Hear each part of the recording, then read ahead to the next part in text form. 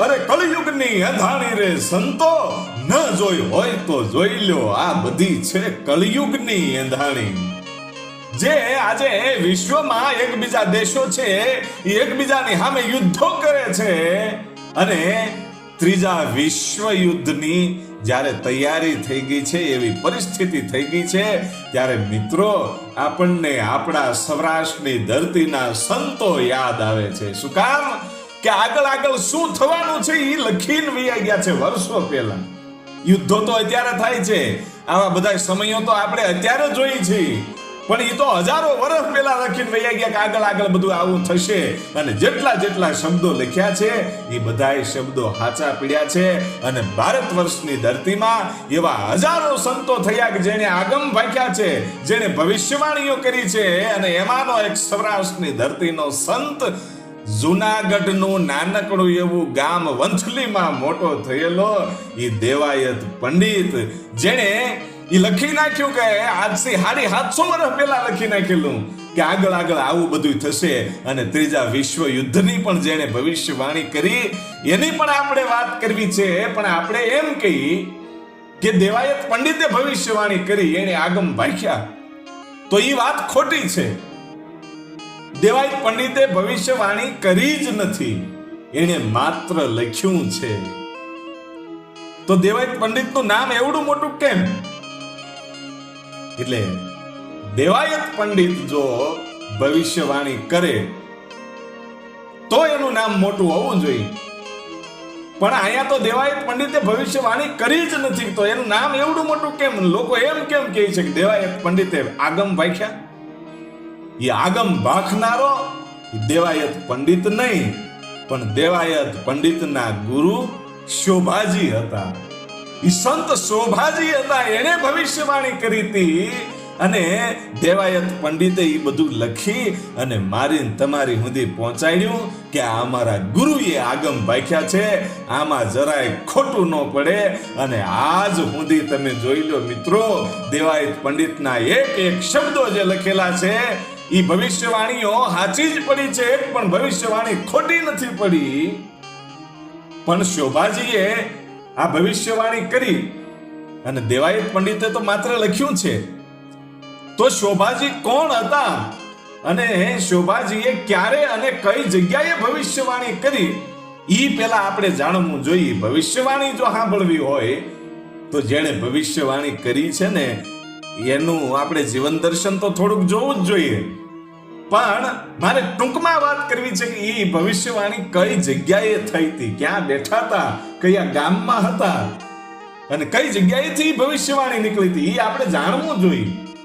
આપણે માત્ર દેવાયત પંડિતને જ ઓળખીએ છીએ, પણ આગમ ભાખનારો એ ગુરુ શોભાજીને તો કોઈ ઓળખતું નથી. એટલે એને વિશે આપણે જાણવું જોઈએ કે જ્યારે દેવાયત પંડિત શોભાજી પાસેથી વિદ્યા પ્રાપ્ત કરીને સંપૂર્ણ થયા, ત્યારે શોભાજીએ કીધું કે એક વિદ્યા તને દેવાની બાકી છે, પણ ઈ તું એવી રીતે પ્રાપ્ત નહીં કરી શકે, તારે લગ્ન કરવા પડશે. અને ત્યારે દેવાયત પંડિત બે હાથ જોડી અને ગુરુ શોભાજીને કીધું તું કે હું લગ્ન કરવા માટે તૈયાર છું, માટે તમે મારા માટે એક કન્યા શોધો. અને ઈ દેવ કન્યા શોધવામાં આવી, ઈ દેવલદે નાર. અને દેવાયત પંડિતને તેથી શોભાજીએ એટલું કીધું તું કે હું તારી સાથે આને પરણાવું છું, વાત સાચી, પણ જિંદગીમાં કોઈ દી આની ઉપર તું શંકા નહીં કરતો, નહીતર હું એને અદ્રશ્ય કરી દઈશ. કે કાંઈ વાંધો નહીં, હું ક્યારેય શંકા નહીં કરું. અને લગ્ન થઈ ગયા, એ લગ્ન જીવન આગળ વધ્યું અને દેવાયત પંડિતને 750 શિષ્યો થયા. ભાઈ એ 750 શિષ્યોને પોતે જ્ઞાન આપે છે, ભણાવે છે. એ વૃક્ષની નીચે એ દેવાયત પંડિત ઊંચા આસન પર બેઠા છે અને પોતાના 750 શિષ્યો છે એને ભણાવે છે. ને એવી વખતે કોઈ માણસે આવીને એટલું કીધું કે પંડિત તારું આવડું મોટું નામ છે, તને 750 શિષ્યો તારા ચરણોમાં પડે, લોકો તારી પાછળ તારા દર્શન કરવા દોડે, એ વાત સાચી, પણ તે તારી ઘરે નજર કરી છે? એક તે તારે ઘરે નજર કરી કે શું છે? કે તારી પત્ની દેવલદે છે ને, એ તારી પીઠ પાછળ તું અહીંયા શિષ્યોને ભણાવવા આવ્યો છો અને ઈ તારા ઘેરે તારા ઓરડાની અંદર કોઈ પર પુરુષની હારે વાતું કરે છે, ન્યા એની હારે મોજ માણે છે, હે કે એવું બને જ નહીં, દેવાયત પંડિત કહે છે. અને ત્યારે ઈ માણસે કીધું કે તારે જોવું હોય તો જોઈ આવ. અત્યારે ઈ ઓરડાના દરવાજા બંધ કરીને દેવલદે કોઈ પર પુરુષની હારે વાતું કરે છે. અને દેવાયત પંડિત છે ઈ ઊભા થયા, હારી 700 શિષ્યો છે એક બાજુ પડ્યા રહ્યા ભાઈ, અને ગરગરથી દોટ મૂકીને પોતાને ઘેરે આવે છે.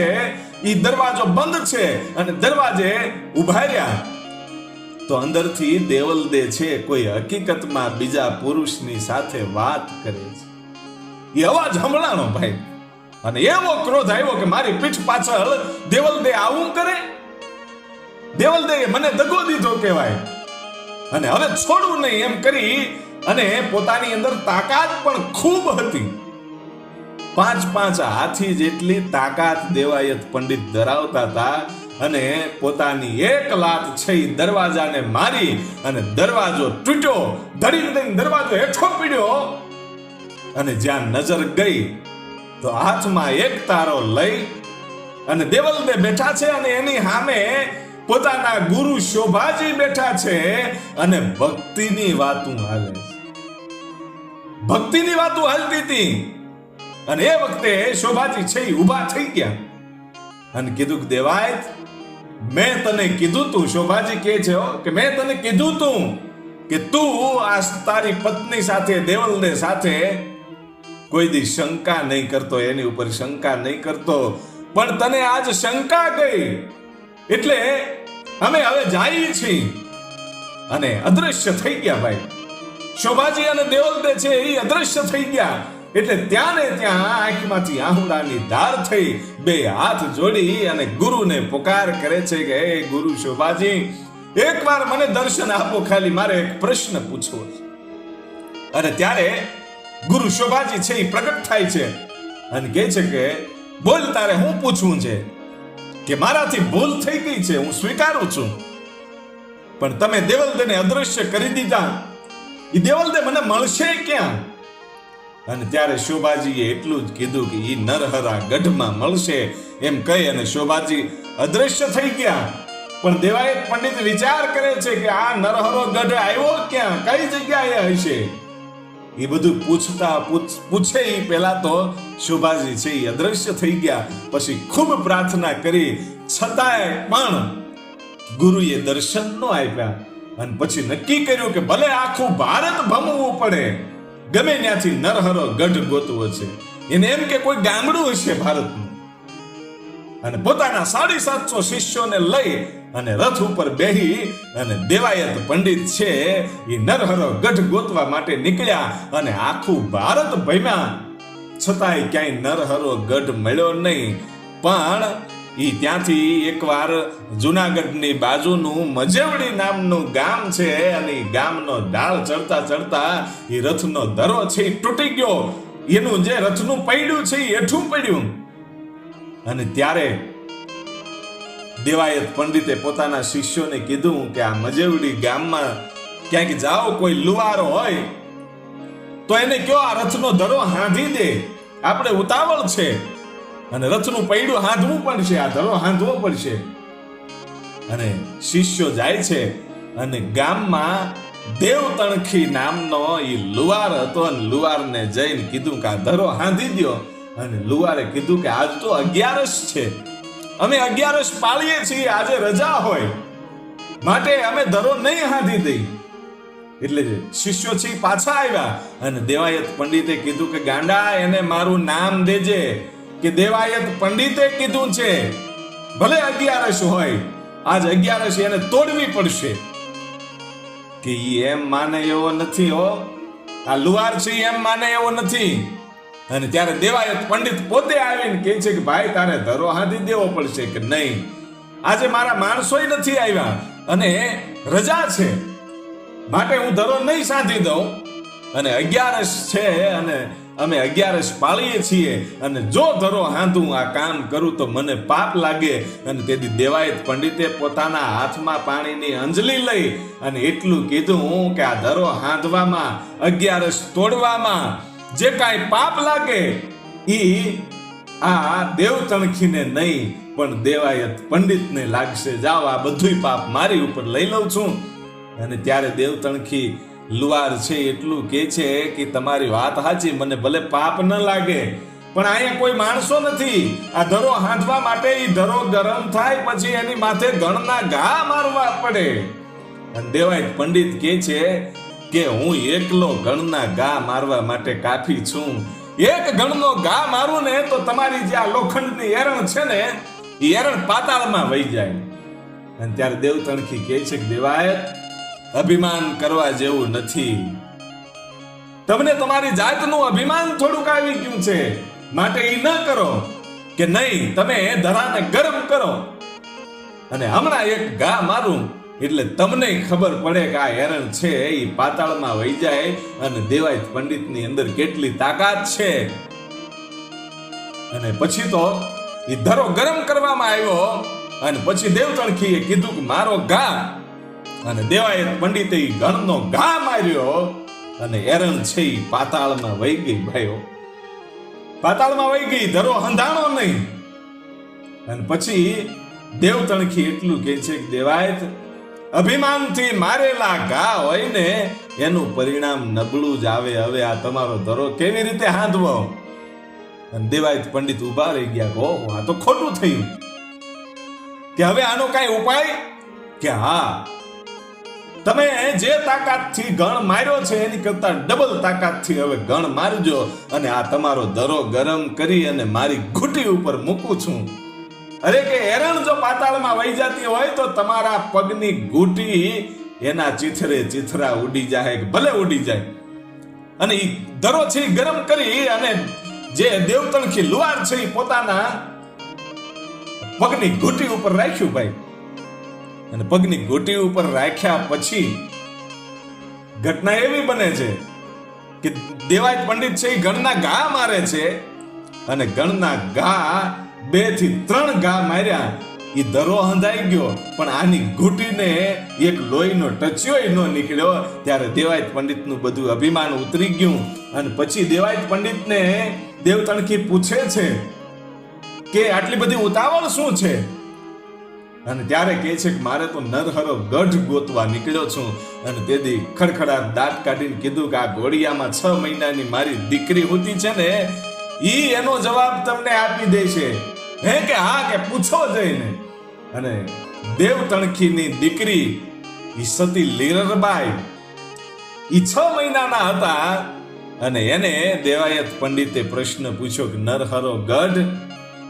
અને તેથી દીકરીએ કીધું કે ઈ જો જાણવું હોય ને તો આ મજેવડીના પાદરમાં જે વડલો છે ત્યાં 12 વર્ષ સુધી તપ કરો અને 12 વર્ષ પછી હું તમને એનો જવાબ આપીશ. અને 12 વર્ષ સુધી દેવાયત પંડિતે ઈ મજેવડીના પાદરમાં વડલાની હેઠે ભજન કર્યું, સત્સંગ કર્યો પોતાના શિષ્યોની સાથે. અને 12 વર્ષની જ્યારે ઈ લીરરદેહ થાય છે ત્યારે આવે છે અને પછી કહે છે કે હવે તો નરહરો ગઢ બતાય. અને ત્યારે ઈ સંતોને વાયક આપી દીધા. અને સંતોની સાથે એમ કહેવાય છે કે શોભાજી પણ આવેલા. ગત ગંગાની સાથે શોભાજી આવ્યા અને એની સાથે સતી દેવલદે પણ આવ્યા. હવે જોજો, હવે ભવિષ્યવાણીની શરૂઆત થાય છે. પેલા આપણે આ જીવન ચરિત્રને થોડુંક જાણવું તો પડે, તો જ આપણને ખબર પડે કે આ ભવિષ્યવાણી કઈ જગ્યાએ થઈ. એટલે હવે પછી આવશે ત્રીજા વિશ્વયુદ્ધની ભવિષ્યવાણી શું હતી આવશે. વડલાની હેઠે દેવાયત પંડિત બેઠા છે અને સૌ ગત ગંગા આવી છે અને સંતો પધાર્યા છે. એની સાથે દેવલદે પણ આવ્યા. અને દેવલદે છે એ સતી લીરલદેની સાથે એક બાજુ બેહે છે અને સૌ સંતો એક બાજુ બેઠા છે. ભજન સત્સંગ થાય છે. અને ઈ જુનાગઢના મજેવડી ગામના પાદરમાં વડલાની હેઠે ગુરુ શોભાજી બેઠા અને એના પગમાં દેવાયત પંડિત પડ્યા છે. ભાઈઓ, પગે લાગીને એટલું કીધું કે શંકારે પડીને અવળું હુજ્યું. મને અવળું હુજ્યું, મેં દેવલદેવ ઉપર શંકા કરી, માટે હવે મને સારો ઉપદેશ આપો. અને ત્યારે શોભાજી છે ને ઉપદેશ આપે છે. અને સૌ સંતો જ્યારે રજા લે છે ત્યારે સૌ સંતો તો વયા ગયા. પછી દેવલદેને દેવાયત પંડિત મળે છે. દેવાયત પંડિત મળે છે ત્યારે દેવલદે છે એમ પૂછે છે કે તમે ગુરુની સાથે જે સત્સંગ કર્યો એ સત્સંગ અમે નથી સાંભળ્યો, માટે એ સત્સંગ અમને સંભળાવો. હવે જોજો આ મજેવડીના પાદરમાં આજ સતી દેવલદે છે એ દેવાયત પંડિતને પ્રશ્ન કરે છે કે ગુરુએ શોભાજીએ શું સત્સંગ કર્યો એ અમને સંભળાવો, અમે તો દૂર ઊભા હતા એટલે અમે નથી સાંભળ્યું. અને ત્યારે દેવાયત પંડિત જે શોભાજીએ દેવાયત પંડિતની સાથે સત્સંગ કર્યો ઈ સત્સંગ દેવાયત પંડિત પોતાના દેવલદે નારને સંભળાવે છે. કારણ કે ઈ સત્સંગ જેવો તેવો નહોતો, ઈ ગદગંગા મળીથી. અને એમાં ગુરુ શોભાજી છે ઈ ભવિષ્યવાણી કરતા હતા. અને ઈ બધી ભવિષ્યવાણીઓ દેવાયત પંડિત છે ઈ પોતાના પત્ની દેવલદે નારને એમ કહે છે કે દેવાયત પંડિત દાડા દાખવે સુણી લ્યો ને સતી દેવલદે નાર, આપણા ગુરુએ આગમ ભાખ્યા જૂઠડા નહીં રે લગાડ, અરે લખ્યા રે ભાખ્યા સોય દિન આવશે. આ દેવાયત પંડિત એમ કહે છે કે આપણા ગુરુએ આગમ ભાખ્યા, મેં નહીં, આપણા ગુરુએ આગમ ભાખ્યા છે. આ સત્સંગની અંદર ઈ લખ્યા રે ભાખ્યા સોય દિન આવશે. જે આપણા ગુરુએ લખ્યું છે, જે આપણા ગુરુએ સત્સંગમાં આગમ ભાખ્યા છે ઈ હાચા પડવાના છે. ઈ જૂઠડા નહીં રે લગાડ, ઈ ખોટું નહીં પડે. કે શું થવાનું છે આગળ? કે પેલા રે પેલા પવન ફૂંકશે, નદીએ નહીં હોય નીર, ઓતર થકી રે સાંઈબો આવશે, મુખે હનમો વીર. પેલા પવન ફૂંકાશે. તો હું તમે અત્યારે જોઈએ જ છીએ કે વાવાઝોડા આવે છે. બાકી સૈતર વૈશાખમાં જૂના માણસોને પૂછજો, કોઈ દિવસ કોઈ ખેડૂની મોલાઈ બગડી નથી, કોઈ દી માવઠાઈ આવ્યા નથી. ઈ તો આ કળયુગનો કંઈક પ્રભાવ છે, આ કંઈક થવાનું હશે. એટલે દેવાયત પંડિત પોતાના પત્ની દેવલદે નારને એમ કહે છે કે ગુરુએ કીધું છે કે પેલા રે પેલા પવન ફૂંકશે, નદીએ નહીં હોય નીર. અત્યારે જે વાવાઝોડા થાય છે પછી સમય જતા નદીઓમાં નીર ખૂટી જવાના છે. કારણ કે તમે અત્યારે જ્યાં જુઓ ત્યાં નદીઓમાંથી રેતી કાઢે છે, તો પછી પાણીનો સંગ્રહ ન થાય. એ તો પાણી છે એ ધરતીમાં વયું જાય, એટલે નદીઓ છે એ કોરી થઈ જાય.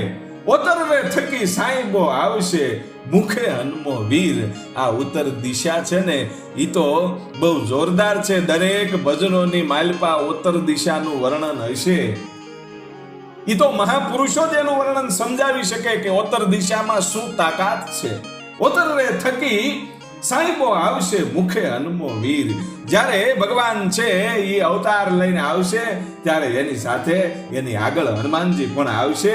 અને પછી આગળ લખે છે કે ધરતી રે માથે હેમર હાલશે, સુના નગર મોજાર, લક્ષ્મી રે લૂંટાશે લોકો તણી, નહીં રાવ કે નહીં ફરિયાદ.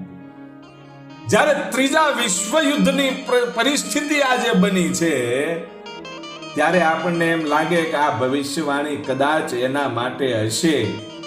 શું કીધું? કે ધરતી રે માથે હેમર હાલશે. હેમર એટલે કે ઝડપથી હાલવા વાળી વસ્તુ. તો આ ભવિષ્યવાણી એકવાર તો સાચી પડી જ ગઈ છે. આપણે કોરોનામાં જોયું કે ધરતી માથે હેમર હાલશે એટલે કે ઝડપથી હાલવા વાળું. એટલે માત્ર ને માત્ર એમ્બ્યુલન્સ જ હાલતી હતી. સુના નગર બજાર, નગરો ને બજારો એ કોરોનાના સમયમાં, લોકડાઉનના સમયમાં બધું જ બંધ હતું. અને પછી શું કીધું? લક્ષ્મી રે લૂંટાશે લોકો તણી, નહીં રાવ કે નહીં ફરિયાદ. આ તો હું તમે જોઈ જ છે. લક્ષ્મી બે રીતે આપણે કહેવાય. એક તો રૂપિયાને પણ લક્ષ્મી કહી શકાય, અને ઘરમાં બેન દીકરી હોય એને પણ લક્ષ્મી કહી શકાય. તો બંને જગ્યાએ આ ભવિષ્યવાણીઓ છે દેવાયત પંડિતની સાચી પડી છે. કારણ કે કોરોનામાં જે લોકોના મૃત્યુ થતા હતા એને ઘરેણાઓ પહેર્યા હતા ને એ કોઈ આપતા નહોતા. પણ આપણને એવું નથી લાગતું કે ઘરેણા ક્યાંક ને ક્યાંક લૂંટાઈ જતા હશે? એવું પણ હોઈ શકે. એટલે લક્ષ્મી રે લૂંટાશે લોકો તણી, નહીં રાવ કે નહીં ફરિયાદી. કોરોનામાં કોઈના ઘરેણા કાઢી લીધા હોય, તમને આપે નહીં તો એ લૂંટાઈ તો ગયા, પણ એની માટે તમે ફરિયાદ પણ ન કરી શકો કે આ અમારું લઈ ગયા છે. એટલે નહીં રાવ કે નહીં ફરિયાદ. બીજી વાત ઈ કે લોકોને બેન દીકરીઓની ઇજ્જત લૂંટાય છે ત્યારે તમે કોઈ ફરિયાદ કરી શકતા નથી. ફરિયાદ કરો તો તમારું કોઈ સાંભળતા નથી. અત્યારે કેટલા બલાત્કારના કેસ આવે છે. એટલે પછી આગળ પંડિત દેવાયત લખે છે, પોતાના પત્ની દેવલદે નારને એમ કહે છે કે પોરોરે આવી ગયો પાપનો, પોરોરે આવી ગયો સંતો પાપનો, ધરતી માંગે છે ભોગ, કેટલાક ખડગે સહારશે, કેટલાક મરશે રોગ. કેટલાક ખડગે સહારશે. અહીંયા આ વાત ઉપર ભાર છે. ખડગ એટલે કે તરવાર, યુદ્ધનું જે મેન સાધન કહેવાય, જે હથિયાર કહેવાય એ તરવાર. પણ અત્યારે તો ટોપ અને ગોળાઓ આવી ગયા, મિસાઇલો આવી ગઈ. મૂળ યુદ્ધ કરવા માટેનું કોઈ હથિયાર હોય તો એને ખડગ કહેવામાં આવે. એ જે તે સમયમાં દેવાયત પંડિતના સમયમાં આજથી 750-800 વર્ષ પહેલા યુદ્ધ કરવા માટે માત્ર તરવાર જ હતી, એટલે ખડગ લખવામાં આવ્યું. એટલે કીધું કે કેટલાકને ખડગે સહારશે અને કેટલાક મરશે રોગ. એટલે આવા યુદ્ધો થશે, એમાં કેટલાય માણસો મરી જશે અને કેટલાય માણસો રોગથી પીડાય છે. કે જ્યારે કોરોના આવ્યો એવા રોગથી મરી જાય છે, કારણ કે ધરતી છે એ ભોગ માંગે છે. અને આગળ કહે છે કે ખોટા પુસ્તક, ખોટા પાનિયા, ખોટા કાજીના કુરાન, અસલ જાતિ ચૂડો પહેરશે એવા આગમના એંધાણ. આ બહુ સરસ વાત કરી છે કે ખોટા પુસ્તક. આજે જે સત્ય ઇતિહાસો છે ને એને સંતાડી દેવામાં આવ્યા છે. જે સાચા પુસ્તકો છે, સાચા ઇતિહાસો છે એને દબાવી દેવામાં આવ્યા અને એની જગ્યાએ થોડું ખોટું લખી અને મને તમને ભણાવી દીધું છે. એટલે ખોટા પુસ્તક ને ખોટા પાનિયા, ખોટા કાજીના કુરાન. કુરાન હોય કે બાઇબલ હોય કે ગીતા હોય, આમાં ક્યાંક ને ક્યાંક ફેરફાર કરી અને લોકોને ગુમરાહ કરે છે. અને અસલ જાતિ ચૂડો પહેરશે એવા આગમના એંધાણ. જે અસલ જાતિ હશે, જે શુરવીરો હશે, એને પણ ચૂડલા પહેરવા પડશે. એટલે કે હાથમાં બંગડીઓ પહેરી લેશે એવી વાત નથી, પણ જે શુરવીરો હતા, જે ગાયું માટે, માં ભોમકા માટે, બેન દીકરી માટે કંઈક કરી શકે એવા માણસો છે, એને પણ આજે સાનું મનું બેહી જવું પડે છે. માનો કે તમારી ઘરે કોઈ બેન દીકરી ઉપર કોઈ જ્યારે નબળી નજર કરી હોય ત્યારે તમે કોઈને મારવા જાઓ તો મારી ન શકો. શું કામ? સરકાર એમ કહે છે કે એ કામ છે કાનૂનનું છે, પોલીસનું છે, ઈ કરશે, તમે નહીં કરી શકો. જો તમે કરશો તો કાનૂનને હાથમાં લીધું કહેવાય છે અને તમે ગુનેગાર કહેવાય છો. એટલે તમારાથી કાંઈ થતું નથી. તમારી દીકરીને કોઈ અપહરણ કરીને લઈ જાય, કોઈ બગાડીને લઈ જાય ને, તો એની સામે તમે કાંઈ ફરિયાદ લખાવી શકતા નથી. લક્ષ્મી લૂંટાશે લોકો તણી, નહીં રાવ કે નહીં ફરિયાદ. એ આપણે સાંભળ્યું, કાંઈ ફરિયાદ કરી શકાતી નથી. એ તો સરકાર કે એમ જ થાય. એટલે આવી બધી ભવિષ્યવાણીઓ છે. પણ વિશ્વ યુદ્ધ માટેની જે ભવિષ્યવાણી છે ઈ આપણે ત્યાં આવી ગઈ કે પોરોરે આવ્યો સંતો પાપનો, ધરતી માંગે છે ભોગ. આ ધરતી ભોગ માંગે છે કારણ કે આ ધરતીમાં પાપ વધી ગયું છે. એટલે આવા બધા યુદ્ધો તો થવાના અને સમય જાતા નદીએ નીર પણ નહીં હોય. અને દેવાયત પંડિતની એક પણ વાણી ખોટી પડી નથી અને ખોટી પડવાની નથી.